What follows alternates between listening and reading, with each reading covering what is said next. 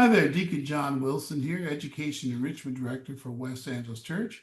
I want to talk about this offer by Yale University. I've gotten over 15 correspondences or texts or whatever, some kind of interaction about this free tuition for students who make less than $200,000 and then no expenses for under $100,000, which they've done for years already.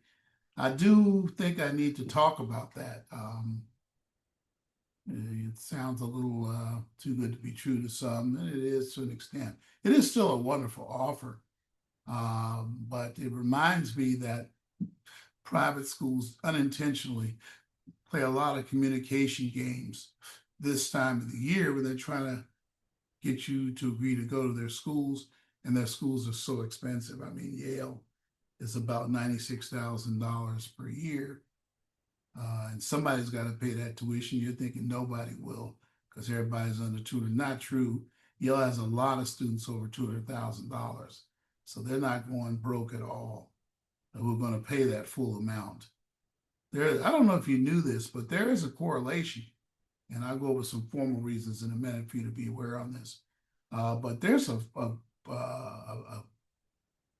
unfortunately, I should say, a direct correlation between income and academic GPA and experiences academically in high school.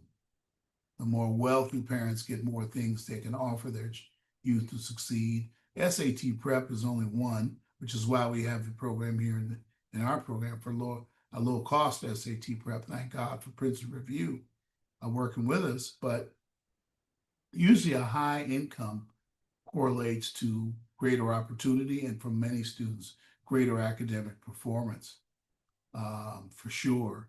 But it is a high revenue, and those students typically are going to pay the full freight at Yale. That's what Yale is saying. They pay in the full freight. They don't do a lot of merit awarding, anything like that. So some of you hearing this year above 200,000, which is not uncommon in Southern California. If you get one parent's making 110, 120, work for the county, whatever, or maybe even a teacher, seriously, then the other parent's making 80, 90,000, they're over 200,000. And their student, they get into Yale, is going to pay because they've decided people under that will they'll take care of them almost completely. But even that has a buyer beware on it. It makes you think that there's all these students. Let me share with you the article about it. And there's a certain line in that article I want you to notice. It's what they're doing as far as their public relations about this $200,000 offer. By the way, a lot of schools are already doing it. They're just not talking about it. But Yale chose to announce it, and I can tell you what it means. You're wondering how they can do it. I'll tell you in a way you'll never forget. Let's take a look at this article that's on in the New York Post. All right, here's the article in the New York Post about this. I am sorry for all the ads and things. Maybe I'll try to get you a clean copy of it, of the article. But look in the description block below. You'll have a link to the article in any case, okay? But if you look at the article, it says Yale University announced Tuesday that new undergraduate student families from families making under $200,000 would receive free tuition, and students from families making under 100 would have all their costs waived. And as I said before, it was 75, then 90 last year, maybe making it 100 this year. Seem to raise it, which is great. I mean, there's no criticism of that at all, but you do have to know some things that come behind this. This strategic investment is central to our mission to educate exceptional students from all backgrounds. Okay, so they want to invest in students. And remember, colleges are businesses too. You have to understand that they're actually businesses also and are entitled to stay afloat. All right, so let's continue to read here. The change will go into effect for this fall. University previously waived all its fee. I told you. So they did it before for 75. It was 90 last year. Okay. And here it is right here. Let me see. Oh, this is not it, but I'll read it anyway. I'm thrilled that Yale is making this important investment in affordability. Okay. But you don't think they will make that investment and cause the school to lose money, do you? Now, I know they have a huge endowment, but I don't think any business wants to lose money. I will note their endowment's over $50 billion, and the interest on their endowment every year is probably 3 or 4 billion. So really, they have enough to pay the total tuition if they want for everybody. But they're entitled to do what they need to do. It's a free country. They're a private school. I'm thrilled that Yale is making this investment. With this announcement, we reiterate and reinforce Yale's commitment to ensuring that costs will never be a barrier to promising students in a Yale education. That's good. So would you leave that thinking is that, wow, well, every student will apply to everyone. Let me see if I can find that in here.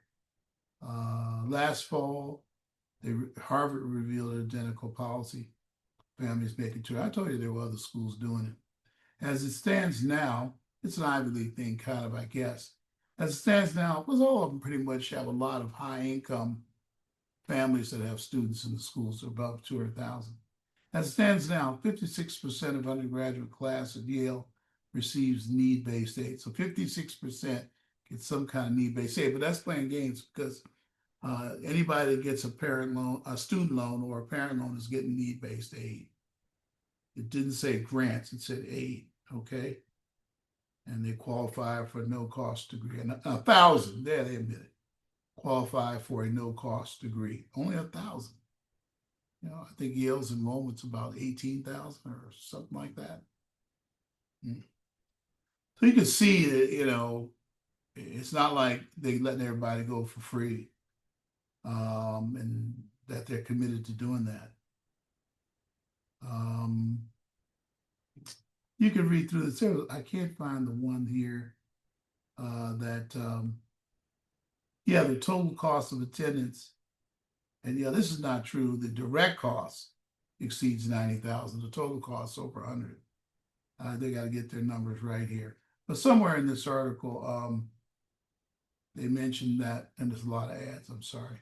They mentioned that that a certain percentage of the nation, like a huge number, will be able to send their kids to Yale. But that's misleading. And let me tell you why this whole thing. And I'll include a link to this article in the description block below, okay? So you can read through it on your own. But let me go through a few things for you that will probably help you, okay?